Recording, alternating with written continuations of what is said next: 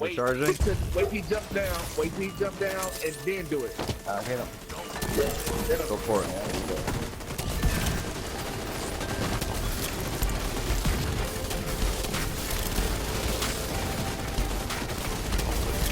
Quit moving around, but great. Just stay right there. Stay right there. Don't move. Stay in your lane. We got him. We got him. We got him.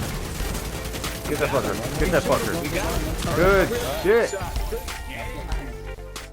Alright, so let's see how big this hive actually is in diameter, since it's kind of hard to see during the gameplay. Let's throw this thing out here. Alright, I'd have to say, I mean, that's pretty good. I mean, that's a decent size. It's behind me a little bit even here. It's past the wall. I don't think anyone would have a problem staying inside that diameter, right? And that's before I overcharge. So let's go ahead and pop it. That overcharge going. Now let's see.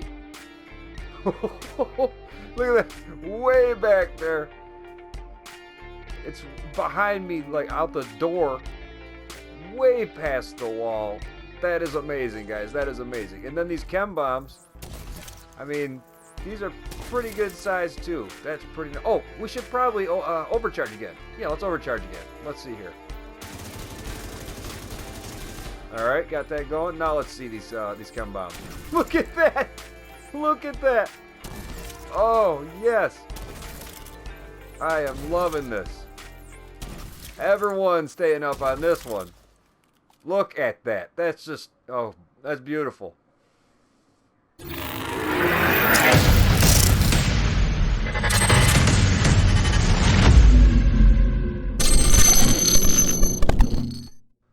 Hey, what is up everyone? The LDB is back at it again, coming at you today with my raid healer build. Now, I've never been the biggest healer, you know, more of a DPS type of guy, but healing has a big role to play, especially in the raids and that legendary content. And with this build, it's just, you know, we haven't been having many problems lately. It's been working out great. Now, a couple of the pieces you will have to grind to get, but once you get them, it will all be worth it. So, as always, I hope you enjoy and find these videos helpful. If you do, please do me a huge favor and smash that like button, subscribe for future Division content. If you are new to the channel, you can hit me up on Twitter, and feel free to drop a comment down there below. So let's get into this.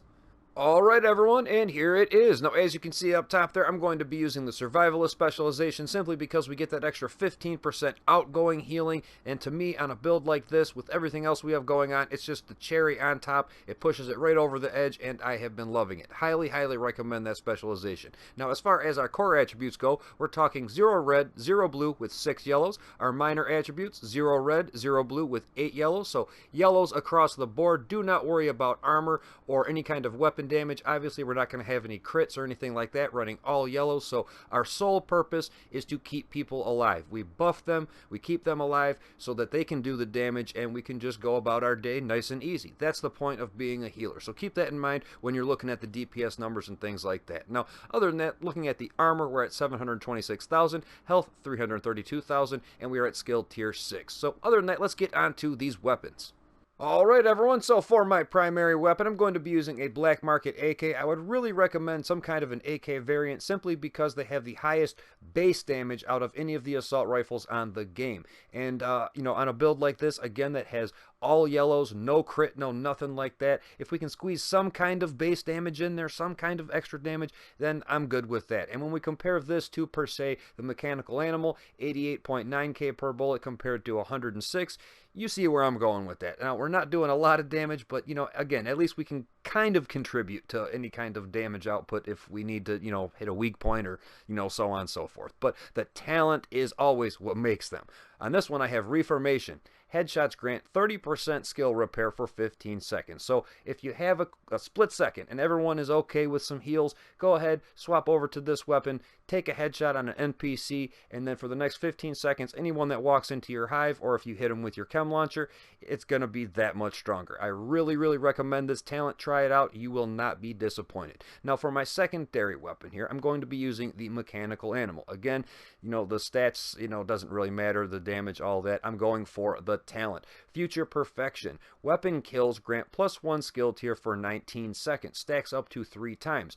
Weapon kills at skill tier 6, which we are are at grants an overcharge for 15 seconds, and the cooldown on that is 90 seconds. So we have two ways on this build to overcharge, with this weapon right here and with the BTSU gloves. So right there, those two working in combo on top of everything else. Again, it's just been working out awesome, guys, and I hope you enjoy. So other than that, let's get on to these gear pieces.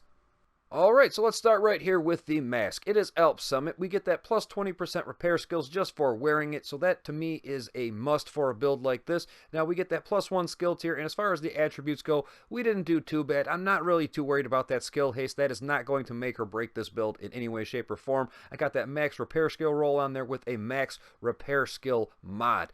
Definitely go out and grind for those big repair skill mods. If you can get 3 20%ers, that's an extra 60% repair skills for your build. That is huge. That is absolutely huge. So definitely do not overlook the mods on a build like this. Now, other than that, let's move on to the chest piece.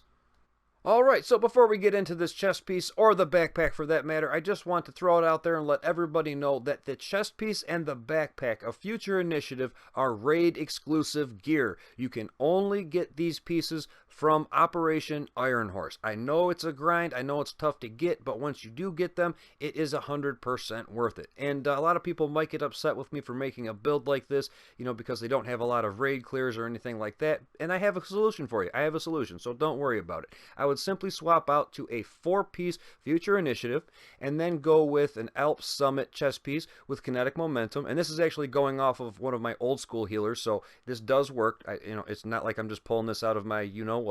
Now, as far as the backpack, I would go ahead and swap to something like ALP Summit with Safeguard on it. You know, those two right there are extremely powerful if you do not have the Future Initiative chest and backpack. That's what I would go with. That's what I went with before, and it worked out great until you can grind out and get these two pieces.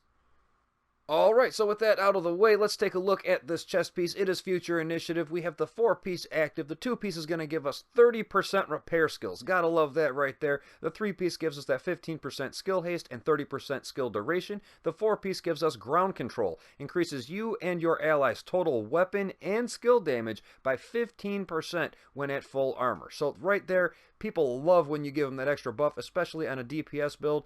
Whew, they just start knocking them down. Also, when you repair an ally, you and all allies within 5 meters of you are also repaired for 60% of that amount. So it's kind of like Creeping Death, but with heals. I absolutely love this set. It is amazing. Now, as far as the attributes go, we got that plus 1 skill tier, maxed out repair skills with an almost maxed out repair skill mod. Again, go for those mods as much as you can. But we also have the talent here that really does make it. Tactical Superiority increases ground control damage bonus from 15 to 25%. So instead of buffing them and giving them weapon and skill damage of 15% up, we're going to give them 25% up.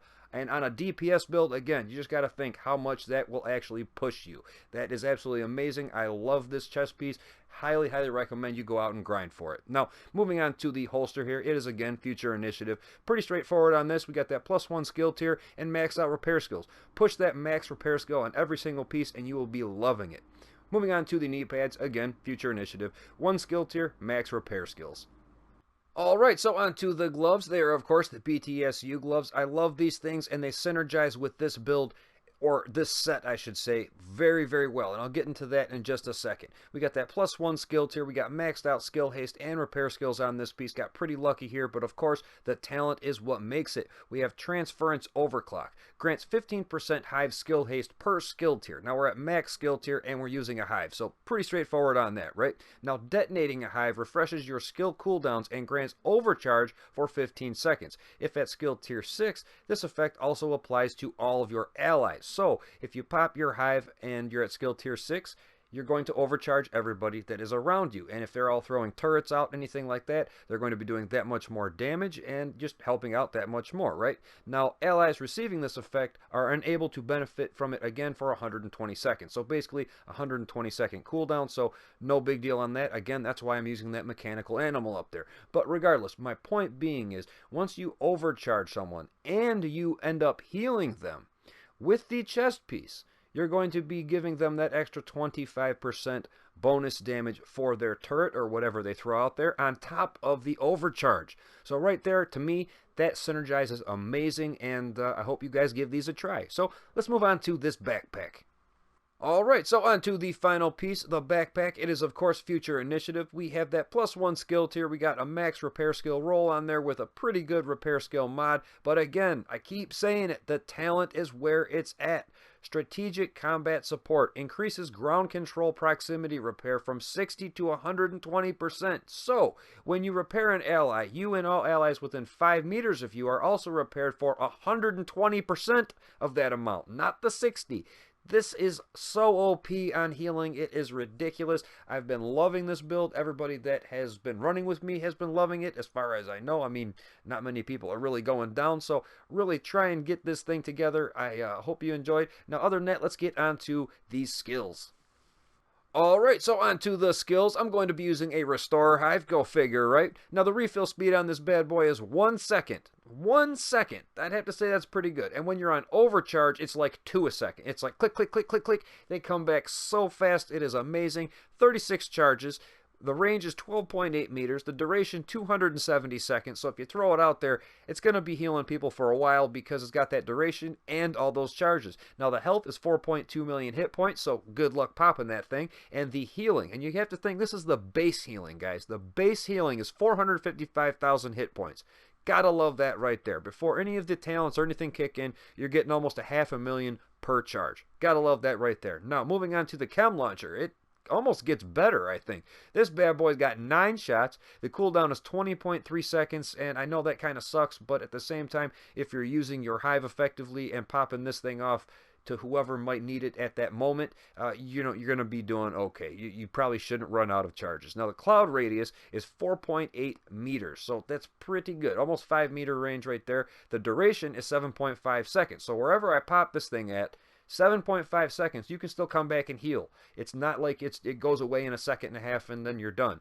The ally repair is 1.5 million hit points. And now again, that is the base ally repair. Before Reformation or the chest piece or the backpack or your overcharge, any of that good stuff. It's 1.5 million. I have to say that's pretty good. If you have a 2 million armor build and you're down to 1 tick and you get hit with this thing, you're back to full armor. Gotta love that right there. So I hope you enjoyed, guys. This build is super strong. Now we'll go off to the stat sheet.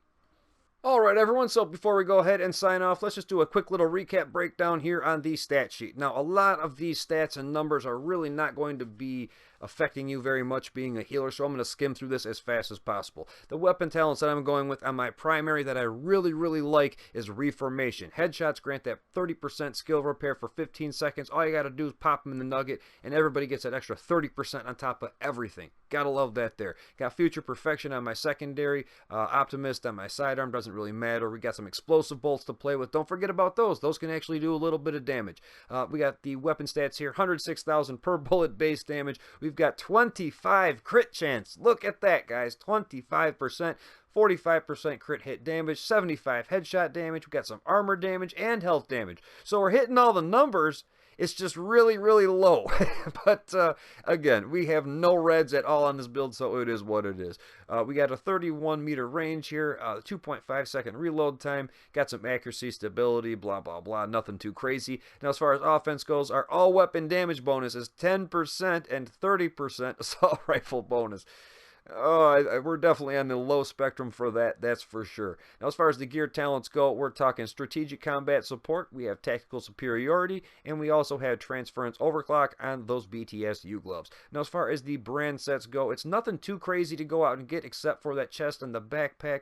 We have 1-piece Alps, 4-piece Future Initiative with the BTS U-gloves. Now, again, I mentioned the chest and the backpack, but you know what? Right now, at a time where the game is so stagnant and slow, get into a raid group. Go try new things. Go try and put new builds together. That's what I did. I got into a raid group. I've been raiding almost every day, and that's how I got these pieces to show you guys. So, you know, I also got some other things coming in the future, so stay tuned for that. Now, other than that, moving on to defense, we got 726,000 armor, nothing crazy. We got 332 max health, but doesn't really matter. If you're taking some damage, all you got to do is drop a chem bomb on yourself, and you are at full health. That's all I can say. Now, as far as the skills, we kind of already went over this already, so let's just kind of glaze over this real quick and, you know, take a look at that Chem Launcher.